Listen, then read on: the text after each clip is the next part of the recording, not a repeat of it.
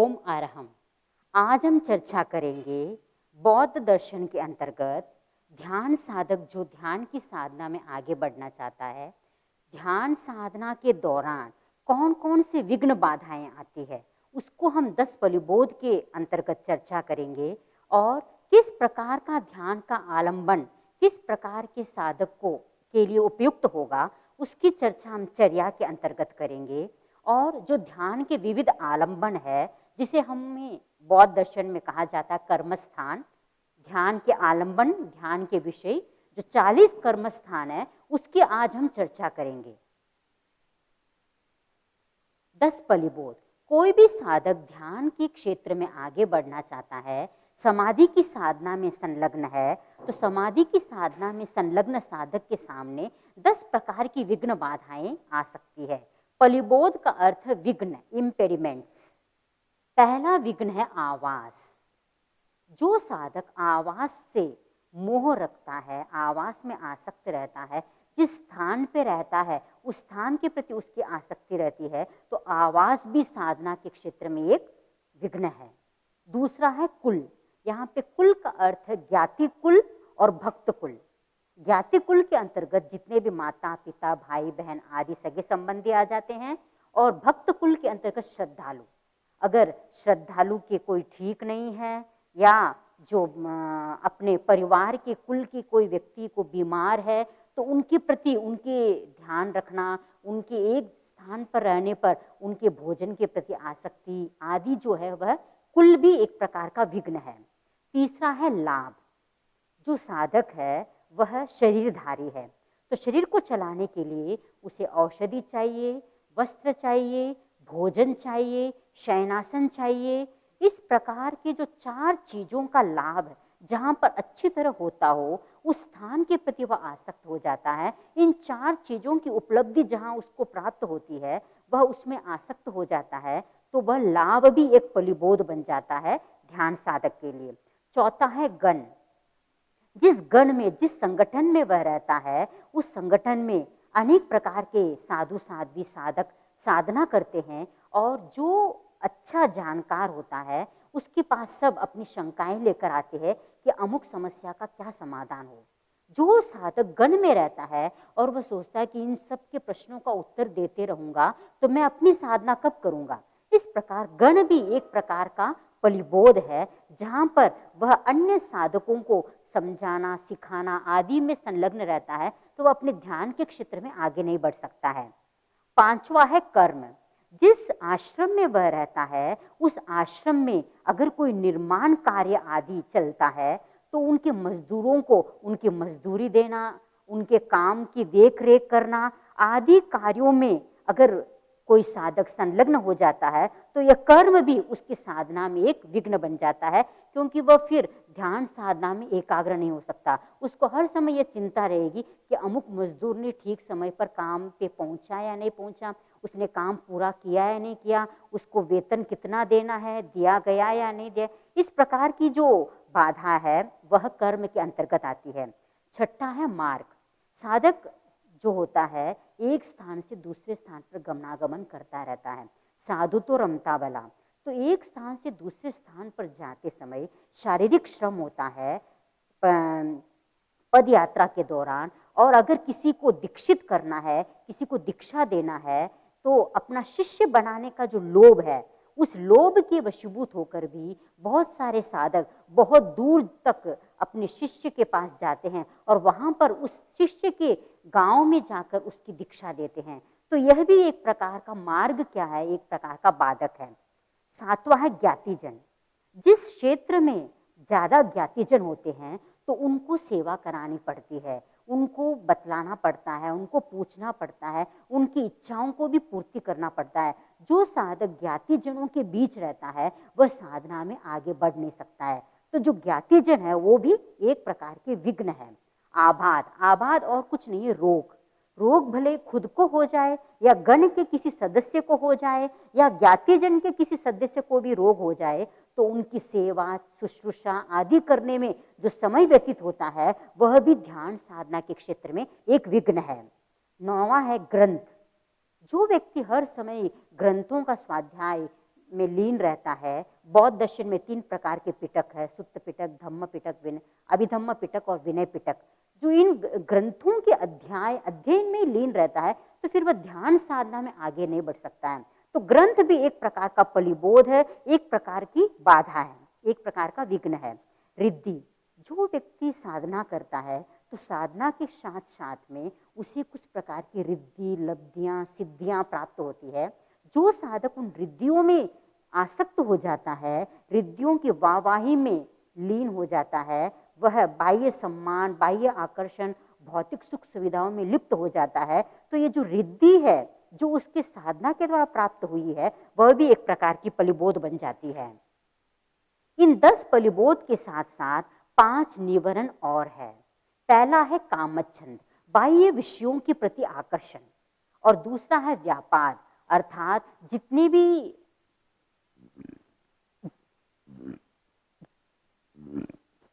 हिंसा आदि कार्यों में लीन रहना, हिंसक प्रवृत्तियों में लीन रहना। और छोटा है थीन मिद्द। थीन मिद्द और कुछ नहीं है, चित्त की अकर्मण्यता या आलस्य, जो चित्त में एकाग्रता होनी चाहिए, जो एक सजगता होनी चाहिए, वह नहीं रहती है।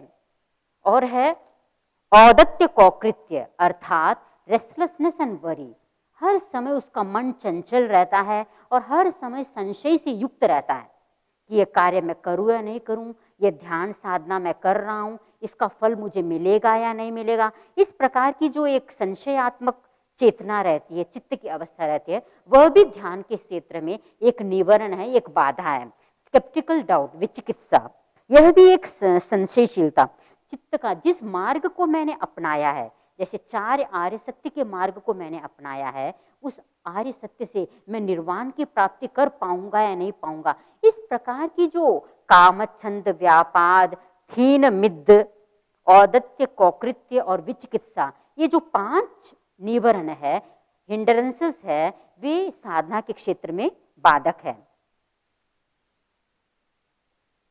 अब जो साधक साधना के क्षेत्र में आगे बढ़ना चाहता है तो उस साधक को एक उत्कृष्ट जो अनुभवी साधक है उसके पास पहुंचना होता है। वो उसके पास जाता है और कहता है कि मुझे अमुक प्रकार का आलंबन दीजिए, मैं किस प्रकार के आलंबन के सहारे अपनी साधना में आगे बढ़ूं। तो जो ध्यान साधक जो अनुभवी होते हैं वो आके उसकी चर्या को देखते हैं, चर्या को पढ़ते हैं, चर्या को पढ़ने के बाद ये निर्णय करते हैं कि तुम्हें किस प्रकार का आलंबन पर ध्यान करना चाहिए। तो पहले वो चर्या के 5 अंग है। पहला है इरियापथ, वह कैसे चलता है, उसकी चाल के आधार पर धीरे चलता है या पैरों को धम धम करके चलता है, उसकी चाल को देखकर उसकी आलंबन का निर्धारण करता है। कृत्य, जो वो कोई भी शुभ अशुभ प्रवृत्ति करता है, धीरे से करता है या जल्दबाजी से करता है या अन्य मनस्क होकर करता है, कोई भी प्रवृत्ति उसकी किस प्रकार की है, उस प्रवृत्ति को, कृत्य को वह माइन्यूटली स्टडी करता है और फिर उसके चर्या का निर्धारण करता है। तीसरा है भोजन। भोजन, वह मीठा भोजन पसंद करता है या तीखा भोजन पसंद करता है या अम्ल युक्त भोजन पसंद करता है।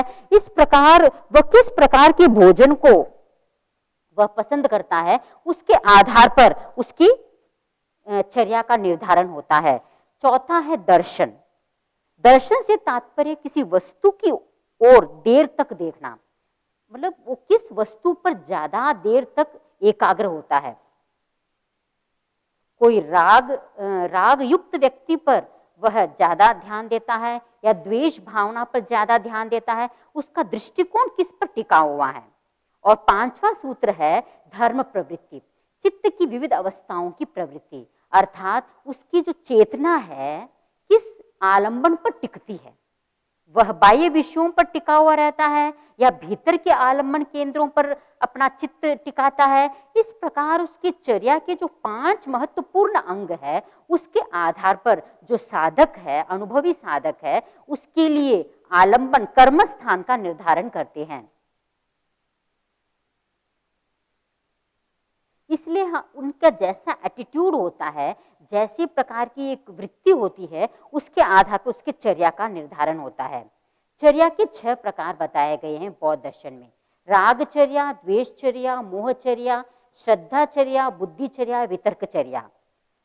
रागचर्या जो अनुकूल अच्छी मनोरम चीजों को देखने में जिसमें अच्छा लगता है, अर्थात द्वेषचर्या अर्थात जो झूठ बोलना, घृणा करना आदि चीजों को ही करता है। और जो मोहासक्त होकर कोई कार्य करता है, जो श्रद्धा से प्रेरित होकर कोई कार्य करता है, बुद्धि और वितर्क, बुद्धि से ही कोई कार्य, हर कार्य के पीछे रीजन लगाता है, और वितर्क अर्थात तर्क वितर्क आदि करता है, तो उस आधार पर जो साधक है उसकी चर्या का निर्धारण करता है। जो रागचर्या वाला साधक होता है उसको जो मृत शरीर है उनके आलंबन दिया जाता है, और जो द्वेषचर्या का जो साधक होता है उसे ऐसे स्थान पर रखा जाता है जहां पर मनोरम भोजन हो, मनोरम अनुकूल परिस्थितियां हो। और जो मोहचर्या वाला साधक है, मोहचर्या वाले साधक के सामने रागचर्या और द्वेषचर्या दोनों से मिश्रित जो चीजें होती है वो रखी जाती है। और श्रद्धाचर्या वाले व्यक्ति के आलंबन होता है, जो भी धार्मिक पुस्तक है या ध्यान के आलंबन है उस पर उसको टिकाया जाता है। और बुद्धिचर्या वितर्कचर्या भी राग द्वेषचर्या की तरह ही होते हैं। अब हम चर्चा करेंगे 40 कर्मस्थान की। 40 कर्मस्थान के अंतर्गत जो बौद्ध भिक्षु है उन्होंने यह निर्धारण किया है कि जो कल्याण मित्र होता है, कल्याण मित्र अर्थात जो साधक का कल्याण चाहता है, उसके मित्र की तरह उसकी साधना में हर क्षण सहयोग करता है, उसे कहते हैं कर्मस्थान। जो ध्यान के आलंबन है वह जो अनुभवी ध्यान साधक कल्याण मित्र है वह उसे प्रेषित करता है उसकी चर्या के आधार पर। जो रागचर्या वाला होता है, द्वेषचर्या वाला होता है, मोहचर्या वाला होता है, उसके आधार पर ये जो 40 आलंबन है उसमें पर्टिकुलर आलंबन उसको दिए जाते हैं। जो पहला आलंबन है 10 कशिन, 1 से लेकर 10 संख्याएं हैं उसकी, और फिर है अशुभ, 10 अशुभ है, फिर 10 इमेजिन्ड ऑब्जेक्ट्स है, अनुस्मृति है, और 4 ब्राह्मणिक ब्रह्म विहार है, और फिर 4 फॉर्मलेस अबोर्ड्स है, आरूप्य है, और इनटेक ऑफ नरिशमेंट संज्ञा है, और एसेटाइनमेंट अर्थात व्यवस्थान है। आज हम चर्चा करेंगे पहले 10 कशिन कौन से हैं। तो जो ध्यान साधक है, ध्यान में आगे बढ़ना चाहता है, तो ध्यान की साधना में, समाधि की साधना में जो आगे बढ़ना चाहता है तो उसके पहले, ध्यान से पहले कुछ आलंबनों पर उसे मेडिटेट करना होता है। वो कौन से आलंबन है? 10 प्रकार के। पहला है पृथ्वी, पृथ्वी कसिन अर्थात कोई भी मिट्टी का जो पात्र है उस पर ध्यान साधक को एकाग्र होने को कहा जाता है। और वो जो मिट्टी का पात्र है वह किसी प्रकार के रंग से रंगा हुआ नहीं होना चाहिए, अर्थात जो ध्यान साधक है अगर रंग बिरंगे मिट्टी का पात्र होगा तो उस पर उसका ध्यान विकेंद्रित हो जाएगा। इसलिए पात्र केवल मिट्टी का होना चाहिए, उस पर किसी प्रकार का रंग नहीं होना चाहिए। अब उस पात्र पर वह ध्यान केंद्रित करे, और जब ध्यान केंद्रित करे तो अन्य जितनी भी चीजें हैं उससे वह अपने दृष्टि को, अपने एकाग्रता को दूर रखें, और पात्र के साथ साथ, पात्र को पर एकाग्रता के साथ साथ वह उस पात्र का नाम भी उच्चारण करे। यह कलश है, यह घड़ा है, इस प्रकार उसकी जो संपूर्ण एकाग्रता है वह मिट्टी के पात्र को देखने में ही लगी रहे। और दूसरा है जल, जल अर्थात वर्षा का पानी, तालाब का जल, समुद्र का जल, किसी भी एक बिंदु को आलंबन बनाकर उसी में अपने चित्त को एकाग्र करना। तीसरा है फायर, अग्नि पर ध्यान को, जैसे जलती हुई दीप शिखा या कोई भी अग्नि, जो लकड़ी अग्नि जलती हुई या दावाग्नि, उस पर चित्त को केंद्रित करना। और चौथा है एयर, हवा, कोई पत्ती उड़ रही है, उसका उड़ने से जो हवा है उस हवा को देखना। बाल के अग्रभाग जो हिल रहे हैं उस बाल के अग्रभाग को हिलते हुए देखना। इस प्रकार जो हवा है उस हवा को आलंबन बनाकर उस पर ध्यान केंद्रित करना। चौथा है ब्लू। यहाँ पर एक पात्र में जो ब्लू कलर के जो पुष्प है उसको भर दिया जाता है और संपूर्ण एकाग्रता उस ब्लू पुष्प पर, जो नीला पुष्प है उसी पर एकाग्र किया जाता है। और अन्य जितने भी आसपास की जो सामग्री है, बहुत सारे अन्य पुष्प भी रखे जाते हैं, लेकिन ध्यान साधक को यह प्रेरित किया जाता है कि तुम्हें केवल नीले पुष्प को ही देखना है। उसी प्रकार जो लाल रंग के पुष्प है उस पर ध्यान को केंद्रित कराया जाता है और केवल ध्यान लाल रंग के पुष्प को ही ध्यान लगाने का संकेत किया जाता है। और बार बार लाल रंग के पुष्प का नाम का उच्चारण भी करना होता है। और येलो कलर, जो येलो कलर के पुष्प है, जो पात्र भरा हुआ है, उस येलो कलर के पुष्प को ही देखना। अन्य आसपास जो अन्य सामग्री रखी हुई है वहां पर चित्त को नहीं टिकाना। उसी प्रकार जो 8वें आलंबन में कशिन में केवल सफेद रंग के पुष्प को देखना, जो अवदात कलर है उनको ही देखना, जो अन्य जितने भी पुष्प है उनको नहीं देखना, केवल सफेद पुष्प को देखना, आलंबन का विषय बनाना। और 9वां है लाइट, प्रकाश। कोई भी जलता हुआ प्रकाश, उस पर ध्यान केंद्रित करना। और 5वां है द लिमिटेड स्पेस, अर्थात जो आकाश है, जैसे खिड़की से आकाश को देखना, पत्तियों के बीच में जो आकाश दिखता है उसको देखना, उसको अपने ध्यान का आलंबन बनाना, ध्यान का विषय बनाना, ये है द लिमिटेड स्पेस। इस प्रकार 10 कशिन के अंतर्गत वह विभिन्न रंगों के पुष्पों पर, पृथ्वी, जल, अग्नि, वायु आदि पर, प्रकाश, आकाश आदि पर ध्यान केंद्रित करता है। 10 इनऑस्पिशियस, अर्थात अशुभ मेडिटेशन ऑन डेड बॉडी।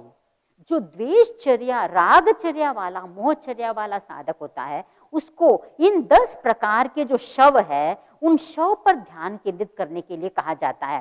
पहला है स्वोलन डेड बॉडी, जो फूली हुई डेड बॉडी है उस पर चित्त को एकाग्र करने के लिए कहा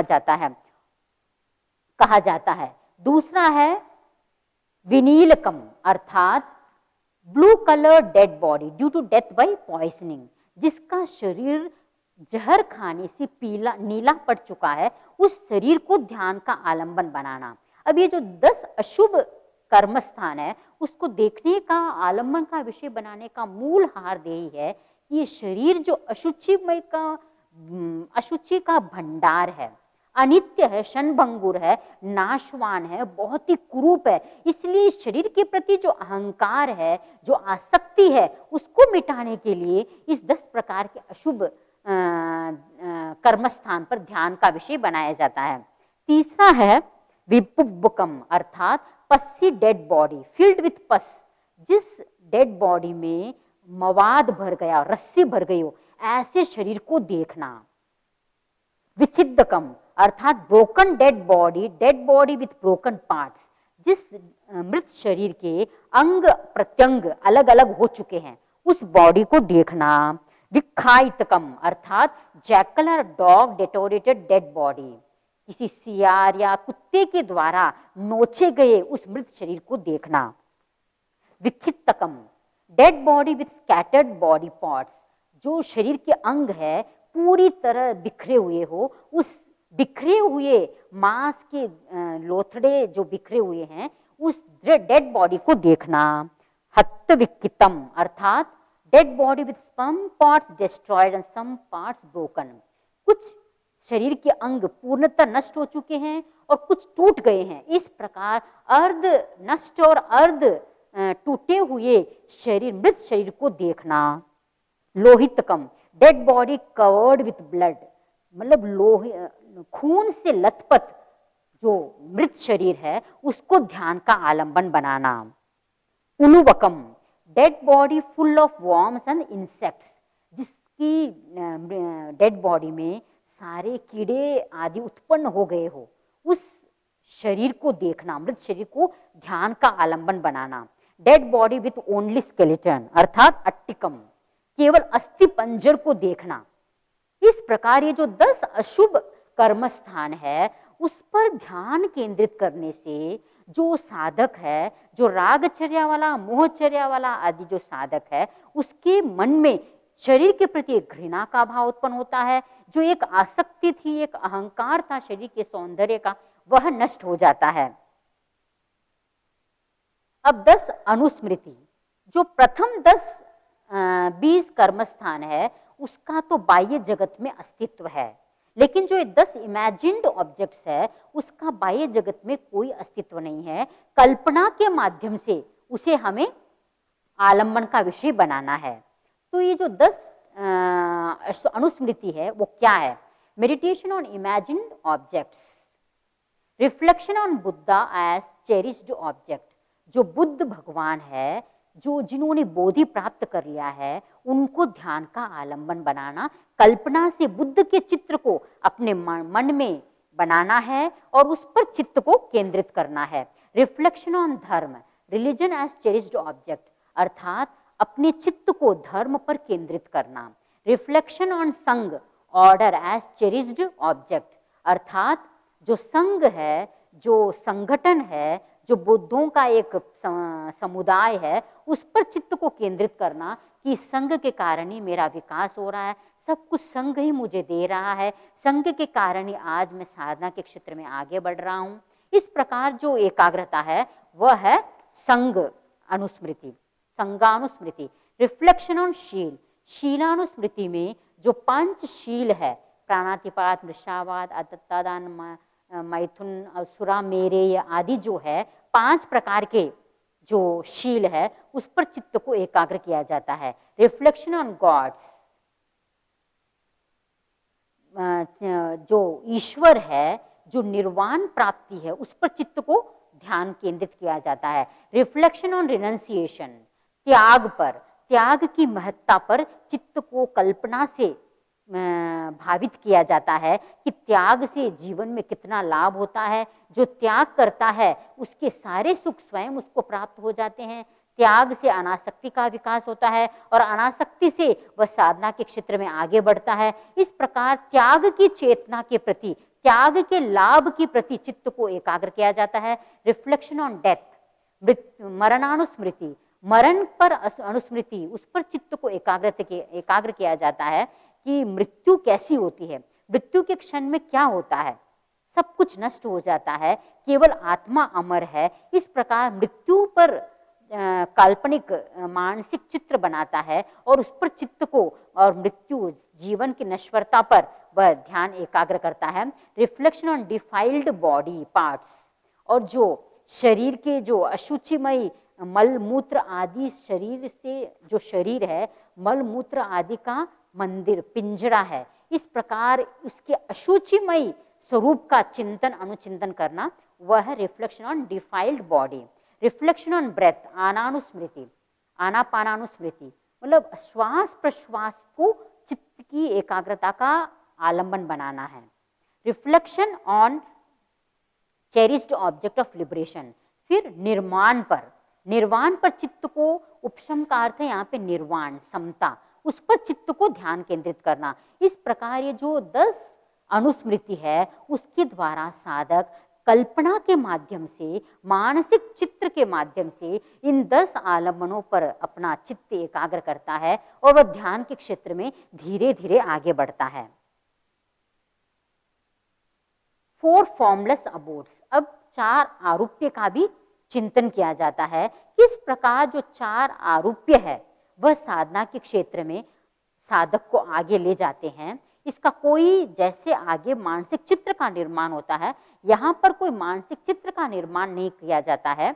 ये जो फॉर्मलेस स्टेट्स है, इसमें पहला है आकाशान्यंतन, विज्ञानान्यंतन, अकिंचनायंतन और नैव संज्ञा संज्ञान यंतन, अर्थात जो पहला है आकाशान्यंतन।